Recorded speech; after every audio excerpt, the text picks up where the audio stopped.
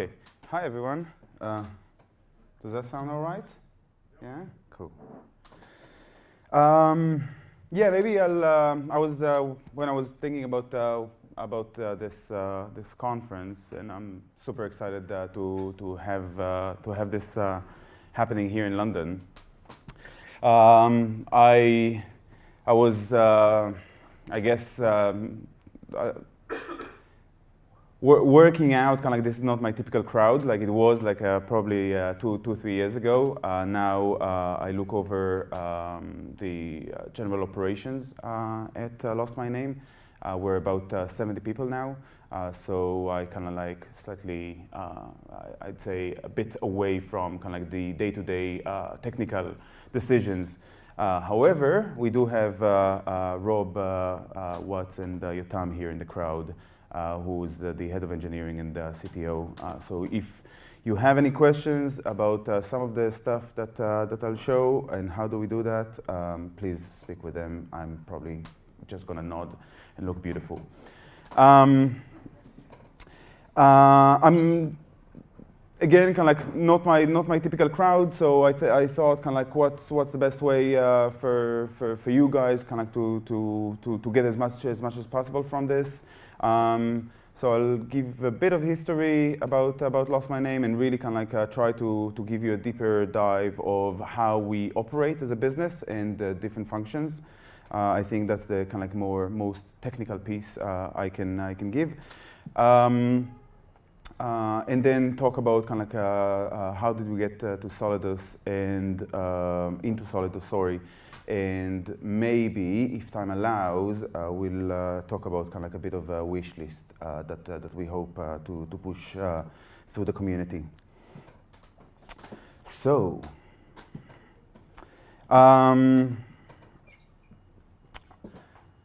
for the past 5 years, my co-founders and myself have been working to provide, I guess, a new creative take on how children's books are being written and read. It's quite ambitious. We make personalized books. And I'd like to kind of like start by saying that this is by no means a new kind of like theoretical idea of a startup. Actually, personalized books stretches right back to before the invention of even mass-produced books. This is an example of a book from the 15th century. It's called Book of Hours. It was one of the most popular books back then. The book, the personalized book, I should say, it contained kind of like a mixture of prayers and other kind of like religious content. It was illustrated and hand-drawn. And pretty much kind of like every parish wanted their own book of hours with their own prayers, their own kind of like calendars that matches kind of like their local saints, customs and seasons. But these books were quite expensive because they were all handmade. So in order to kind of like to scale that piece of work, and because there wasn't any kind of like mass manufacturing technologies back then, it actually like nuns used to kind of like send a request by mail, and monks would have kind of like collated pages that were pre-written and then kind of like add a bunch of the details into it. So this is just like an example of the fact that like we don't necessarily see the space that we are as kind of like as new, but we are trying to bring a new take onto it. So in the past 3.5 years since we launched, we published 3 books. And 2 extensions to the world of LostMy.Name, which is our first product. LostMy.Name, the book, quickly became the top-selling book in the UK, the US, Germany, Australia, Canada, I think as well, and it's now available in 10 languages. and that includes now Japan and China, which we just launched a couple of months ago. The next thing, about a year after, we launched our new book. It's called The Incredible Intergalactic Journey Home, and we think of it as the most magical, technically advanced picture book ever created. If you know of any other example, please don't shout now, but like show it to me after. And that book is about a child that can't really go to sleep, and starts this journey that it might be a dream, it might not be. Find himself out in space in a spaceship, and where some disaster happened, and the navigation system stops working. And from there on, using the address of the child's home, we help solve this tale, this plot of how to get back home. And 2 months ago, we launched Kingdom of You, which is all about kids' obsessions, their kingdom, but it turns out that it is kind of an anti-greed story more than anything else. And I hope next week, Rob, we're gonna launch our newest book in the series. It's called The Birthday Thief. And that book celebrates, actually, rather than the birthday itself, it celebrates the days in between birthdays. And we think it's a great value to also carry on to our children.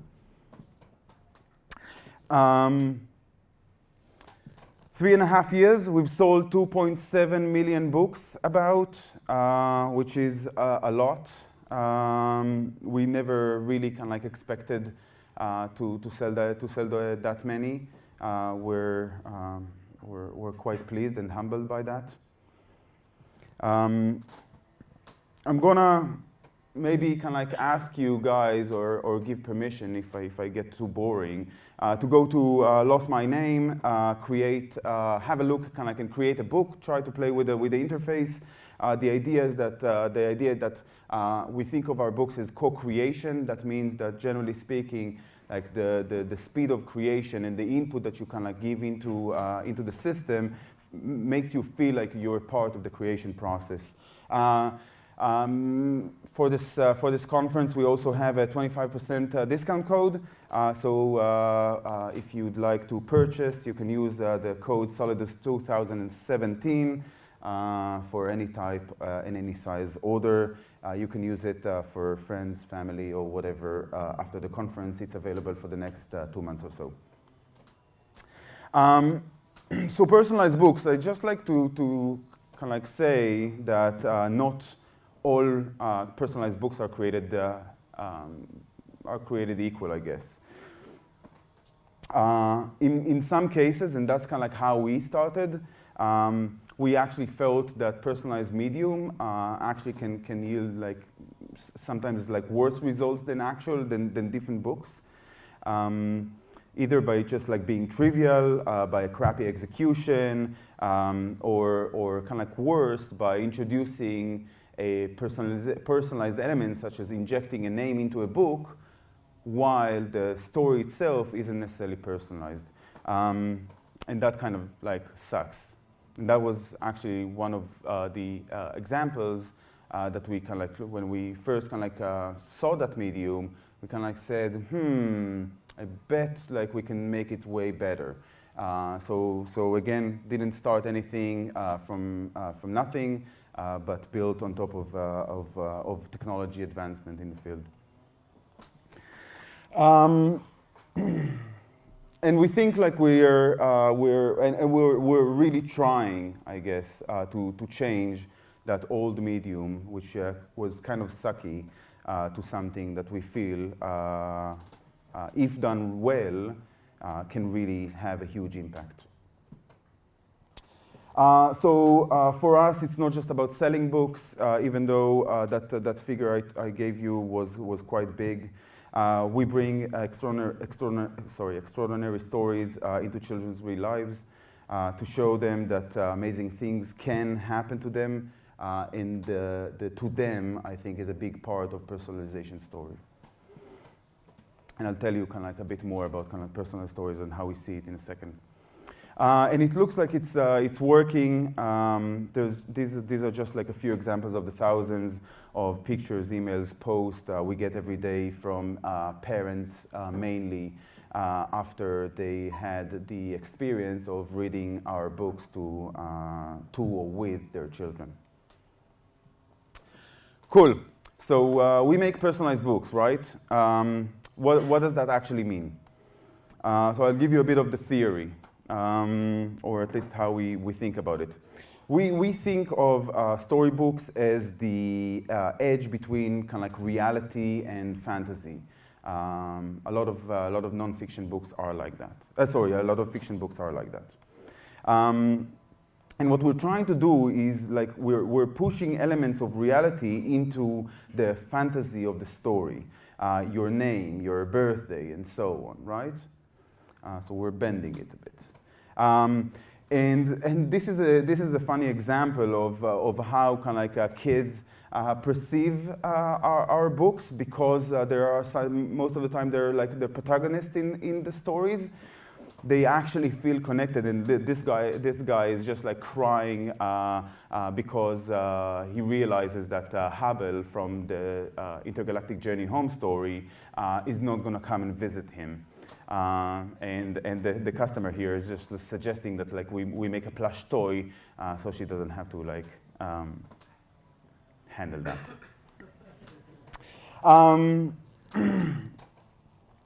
So what's happening really is that because the reality is intruding in a surprising or subtle ways, it's making the fantasy more believable.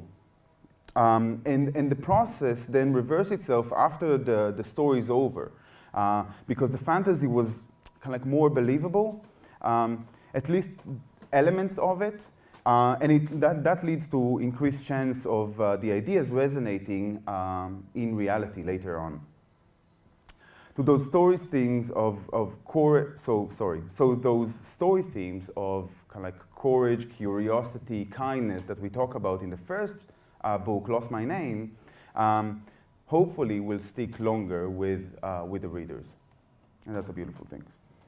So we find that personalization, when done right, when it's not treated as just a pure commercial gimmick, it creates surprise, creates delight, creates a deeper engagement of the readers, and hopefully between the parents and the readers, their children.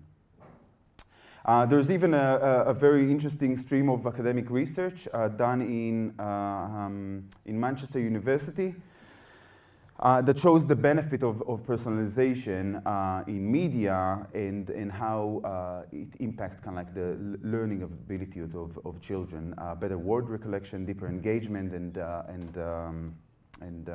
deeper engagement with the narrative itself. So that's kind of like give you a bit of context about personalized books and how serious we take how seriously we take this opportunity. But this is the developer conference, and I suppose you're mostly kind of like interested in the systems themselves. So again, not too technical, but like I'll try to kind of like explode kind of like the different systems and give you kind of like a view of the challenges that we face as a business. Which started from scratch just 3.5 years ago. So we're a full-stack publishing company. That means that we do end-to-end operations, basically, from making our products in our story studio, building the tools for the creators to create our books, finding people that would be interested in our products, sell the service to them, sell and service them, and obviously kind of manufacture and ship our books to them. So let's take a deeper dive first, and then we talk about kind of like how Solidus fits into all this thing. So from product design, I'll give you a few examples. the way we started LostMy.Name was, instead of starting with the story, we start with some personal information that we would gather from the audience. For example, your name, your address, your birthday, or your interests. So here's a bit of information about me. Tal, I live on 74 Broadway Market. I was born on 4th of September 1977, and I really like computers. So from this personal data, we start to develop our story ideas, building on this kind of like personalization backbone, as we call it, our information architecture, if you will. So the first thing we generally do is decompose the data to create story elements, right? These segments will make up key stages in the story. So as you can see, kind of like LostMy.Name is 3 letters, name. The journey home, which is an address, is kind of like I know where London is. It's in the UK. It's in the world. The birthday thief. That's where that's my birth date. And I really like computers, but I also like steaks. So to that kind of like basic information. Sorry. To that basic information, we add a beginning and end, sometimes kind of like narrative arches across that to make the story comes to life. And then you weave in kind of like the story elements, as I said, the themes around, kind of like the creative themes around what we want to say. In our stories, kind of like generally built on kind of like traditional storytelling. So kind of like, dude, we have a problem, and like let's go and like figure this out. Ooh, we accomplished the mission. That's generally kind of like how most stories work.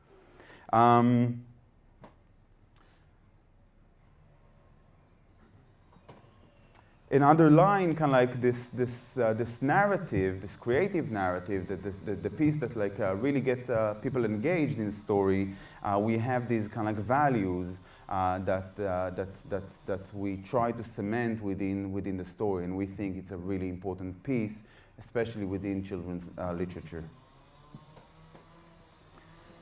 So the end result is kind of like combining all of those pieces together. Is kind of like there's no limit in the journey home. There's no limit to how far you can go if you know you have somewhere safe to get back to.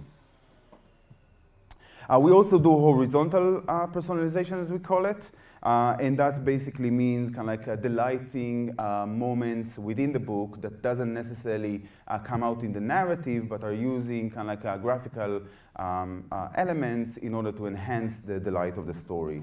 And of course, kind of like for children who have kind of like don't necessarily know everything that is happening in the world, like these kind of like pieces are really surprising and make them happy. So to recap, kind of like on product design, it's quite technical. It's quite technical the way we think about it.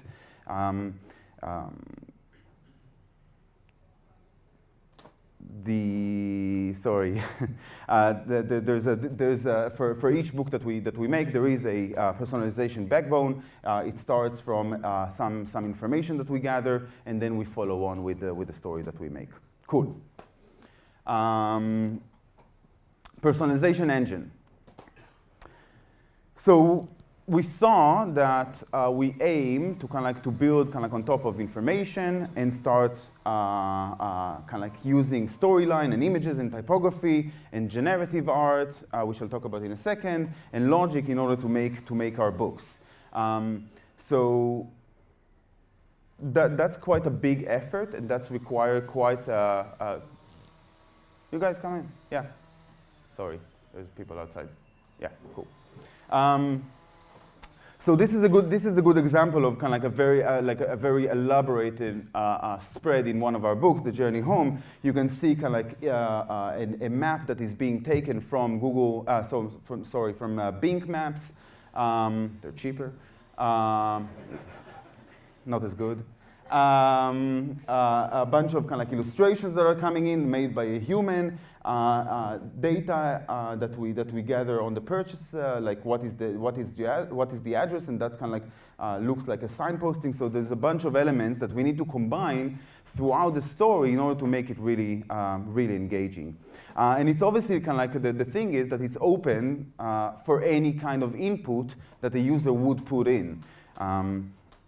So this is the case of like adding your own address, and we currently support addresses in US, Canada, Australia, I think. Any more, Alex? UK, of course, and soon Germany and France. So there's still elements that we need to create by hand, but generally speaking, like we're looking to generalize pretty much like every book that we make, because we want to scale it globally as soon as we can.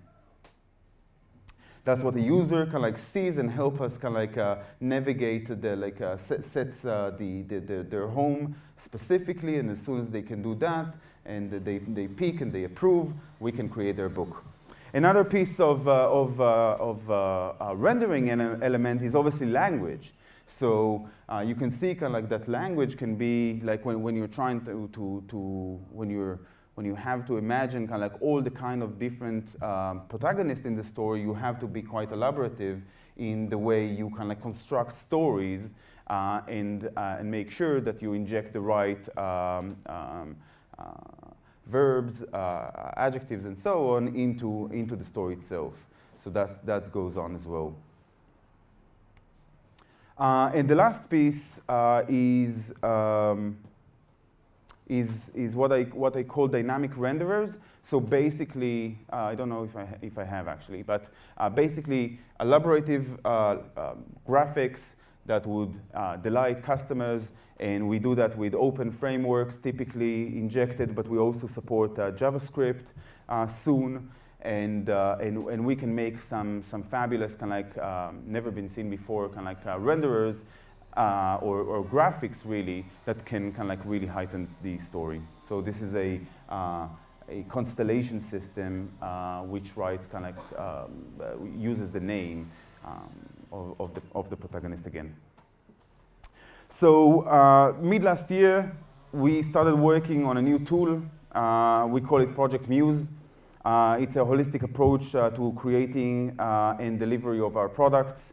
It is a technical aspect. It is the technical aspect of the creative process that we have, and it's also kind of like a deployment process to take the creative into kind of like cloud servers that we can then kind of like serve our customers. So the philosophy behind it is that by involving engineers in the creative process from the start, we actually can get to better results from a creative perspective, and obviously like higher efficiencies, or we hope it will yield that.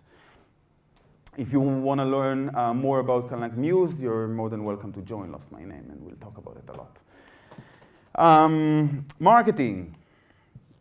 So Ryan showed a bit of information, and I heard good feedback on his talk. I'm really glad about it. I think the BI team at LostMy.Name are doing amazing things. Generally speaking, in order to be a valid business nowadays, especially in the book market, which is generally declining, it's hard, and you need to educate people, and you need to find people that never really kind of knew your thing just existed just a second ago. And for that, and because of the scrutiny of the margins, you need to really invest in your data ability to figure out how can you purchase new customers as cheaply as possible. There's loads of channels, as we all know, actually not enough, but that's a different talk. It's still quite complex, and we're working very, very hard to get to this kind of like marketing holy grail, which is kind of like a customer single view customer. Sorry, single customer view, which basically means I know as much as I can about the customer, and I can kind of like interact with them better. But obviously, post-customer acquisition, we need to provide KeyCast service to our customers. And our customers are very busy parents, typically. So we need the experience to be quite fast, easy to use, without a hurdle. So again, kind of like I think Ryan showed a few things yesterday, so I'm not going to repeat them. But we do a lot. We think a lot about our conversion funnel. We use data for that. We identify kind of like the traffic sources. We build a bunch of landing pages. Our e-commerce platform actually like embodies the creation of books. So this is kind of like an integration between the physical products and the physical product creation, getting the customer involved, but also kind of like obviously delivering an end-to-end experience up until purchase. Again, look a lot about data, slide from Ryan, copy paste.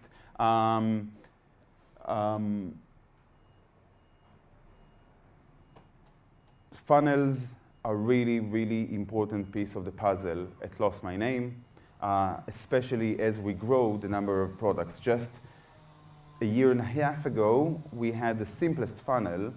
We had one book, and that was kind of like 4 pages. Now there are many, many more. There are many, many more routes to get to a purchase. And again, getting to that purchase is something that like is the lifeline of our company. A lot of A/B testing. Tom Waterfall is here as well. Our head of shop can talk a lot about, can share a lot about that. But at the size that we are, 2.7 million books, or 1.2 million books a year, $30 million in revenue about, it means that every little change actually can be quite significant to the bottom line. And the bottom line is really, really important, again, for a startup, for a new startup in an interesting industry.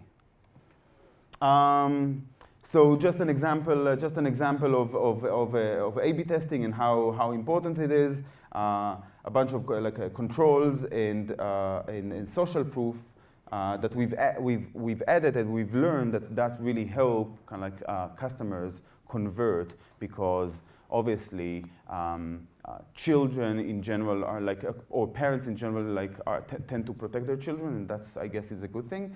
And we need to be very careful there. And in any piece of information that we can add in that journey to show that we have experience and we have good reviews from customers is really, really important for the parents. And within e-commerce, let's not forget that behind every successful e-commerce company, there's great customer service, and those poor souls have to deal with kind of like unhappy customers, but also, and that's worst, with a bunch of payment methods and service channels that, unless they're integrated well into their workflow, it becomes even more frustrating and more time-consuming. I'll give you a number. The average ticket at LostMy.Name cost us about between 1.5 to 1.8 pounds per ticket. So that can come about kind of like 150, 250,000 pounds a year just on salaries for our customer service people. We're actually quite proud of our customer service strategy. We employ people from all around the world, typically kind of like stay-at-home moms, which are fans of our books. We recruit them on Facebook, and that yields like a great experience for many of our other customers. How am I doing with time? Does anyone have time? 14 minutes. 14 minutes. Perfect. So last piece of the end-to-end, the manufacturing and shipping. Again, another layer that is quite complex when growing a company. Communities, like we don't have really, we're a global company. We were a global company from the get-go. We offered worldwide free shipping from the get-go, and that means that we have less control over where people are buying from, and communities find out about you. Early adopters might become kind of like your fans, and let's see if that works. But this is a visual, please. You can do it, you can do it.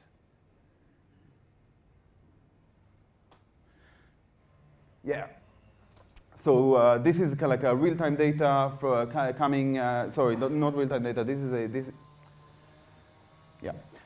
is data that is running kind of like an analysis on our customer adoption in 2013 to 2014 to beginning of 2016. And if you've seen, kind of like it started kind of like from the UK, we're a UK-based company, found itself to the US,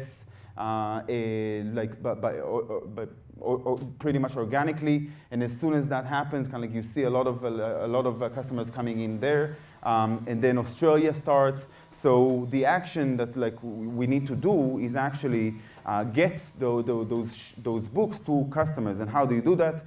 Solid, when we started like with Spree, there was kind of like one kind of like a dispatch center, and that really kind of like didn't help us at that point, and we had to build technologies for that.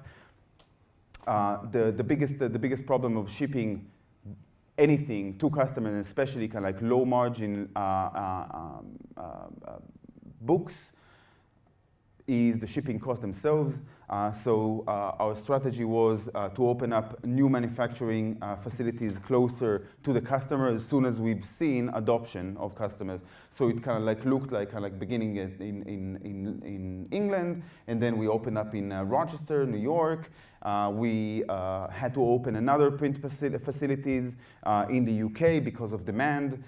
We started like shipping, we were shipping worldwide, as I said, and we were manufacturing, and we still do manufacture the rest of the world, about 40% of our traffic in the UK. And then again, capacity, redundancy, we had to kind of like build a lot of those manufacturing centers.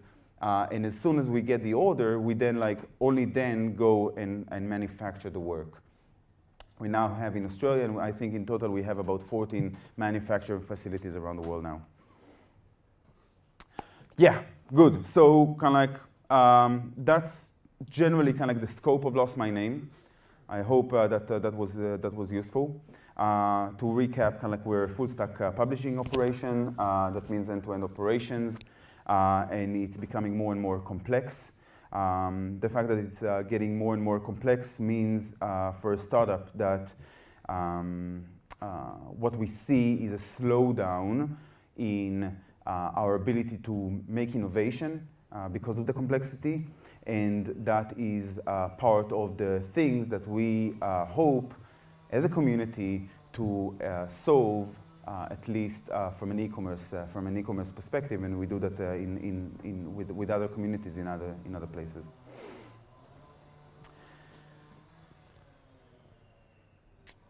So that was kind of like LostMy.Name. I wasn't sure kind of like if it's going to be interesting or not. I hope it was. I'm going to talk about kind of like a bit about Solidus, and I'm going to finish off with Q&As probably, right? Cool. So a bit of history. We migrated into Spree after we got our seed round, about 5 months into kind of like after launch. Alex Stoica and Patrick Sinclair, like sitting here in the crowd, like hacked the shit out of this thing in 3 months to production. They've done an amazing work. While doing that, they created a load of mess. As you can imagine, from kind of like a super speedy production. We try to kind of like to overcome some of the blockers by tapping into Wombat. Back in the day, Spree's proposition.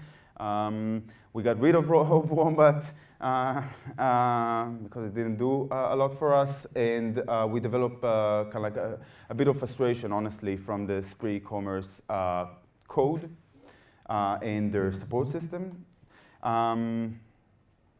We moved to Solidus as soon as we heard about it. It felt like a new growing community, which we could get involved. It felt like we were, like with Spree, it felt like we were kind of like a bit pushed away from the discussions. It kind of like it was like it felt like more of a consolidation around kind of like a company. And with Solidus, we really felt like we can reignite the energy and the belief that we had in the beginning by joining that community. We hired Jordan, sits in the audience as well, to help clean up Patrick's and Alex's work. So why did we choose Solidus? Let's face it, because it was the only Ruby-based open source e-commerce platform out there. And when you want good engineers, and back then, it was 3.5 years ago, it was Ruby. I don't know the landscape now. I think it's like Ruby JavaScript, obviously.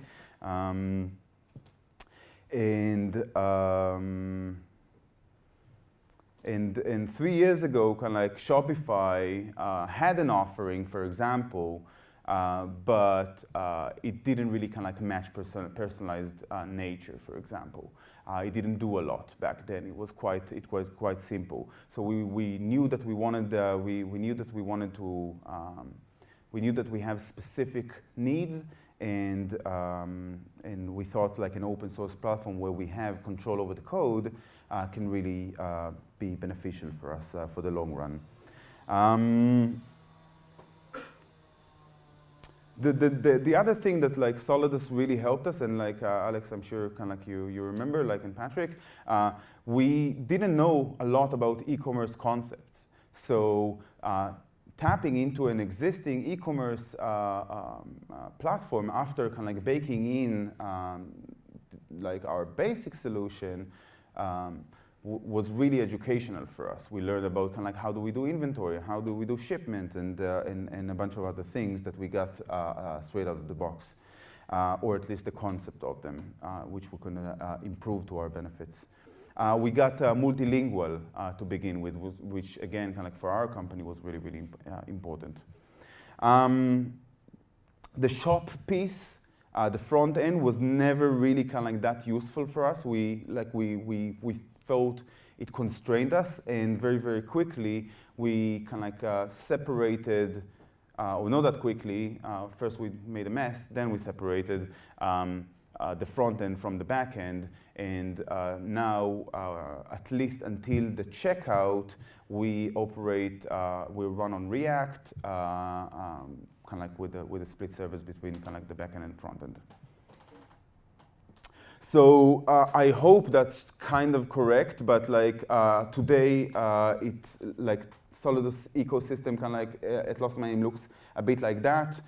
There are certain aspects of the platform that like are outside, that we've built modules for it. Manufacturing is done by Squid. All of our projects are named after one of our characters from LostMy.Name, or most of them. The emails are done by Koala. The front end kind of like is done by Phoenix. And the truth, i.e. all the information is being kind of like extracted for something that we call truth. But we do have some elements that obviously like we bake in within the Solidus platform. So inventory pieces, shipment, taxation, payments, and the big thing, customer service dashboards and control center.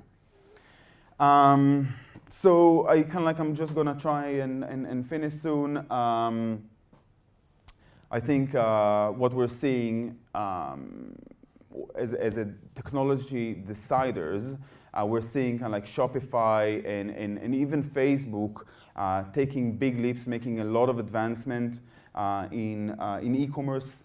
They give a lot of things out of the box, similar things that like that we hoped we're gonna get from that open source e-commerce platform.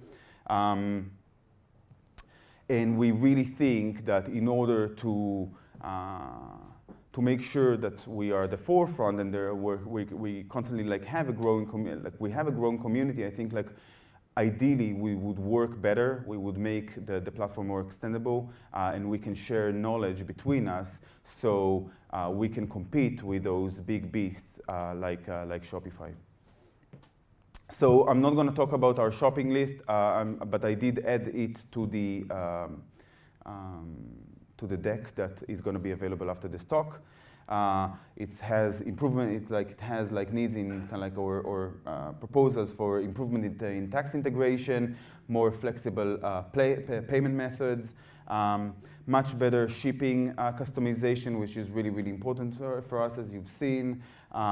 Product customization advancement, like to support the future of customized products on our platform, API authentication improvement. Generally speaking, because the separation between front end and back end, getting those two teams or those two disciplines kind of like get close together, implementing GraphQL and kind of like suggestive infrastructure is really important to bridge kind of like the knowledge gap, not just documentation, but even though like that would be obviously a huge step, and I was super thrilled to hear that Clark made yesterday some commitments about that. That's just awesome. And more flexible A/B testing, specifically around pricing elasticity, could be really important as a company goes global. So that's it for me. We've been quietly moving ourselves to become a independent publisher, as I've said. We've been developing technologies and in our staff where we've been moving from a single product to multi-product to what we hope to be a brand around personalized products and personalized books for children specifically. You can expect many more titles from LostMy.Name and many more innovative products from LostMy.Name, and even a new company name in the coming future. So it's not going to be that confusing about book, no book. We need speed and efficient development in order for us to be able to focus on really kind of like the rest, which is the business. And we'd love to work together as a community to continue on what we've started about almost 3 years ago. Thank you. Solidus 2017 code. Feel free to give a gift to a child in your life. It doesn't have to be your kid. Email me at LostMy.Name or Zwister on Twitter. Thank you. Any questions? Thanks so much, Tal. We have time for 3 questions. So if you have questions, please raise your hand so we can do it. Tell if you can be kind enough to repeat the question once they've been asked so that we can get it for the video. So 3 questions. Clark. How long does it take you to spin up a new manufacturing facility after you've decided to put it somewhere? Alex. Yeah, so like I think the biggest, sorry, I'll repeat the question. How long does it take us to speed up a new manufacturing as soon as we take the decision? Is that the question? Yeah, fair. The technical bit now, because, so there's elements of kind of like, there's demand, let's go to that market, and there's also elements of kind of like tendering between manufacturers to get cost reductions and efficiencies over time, or better qualities, or better speed to home.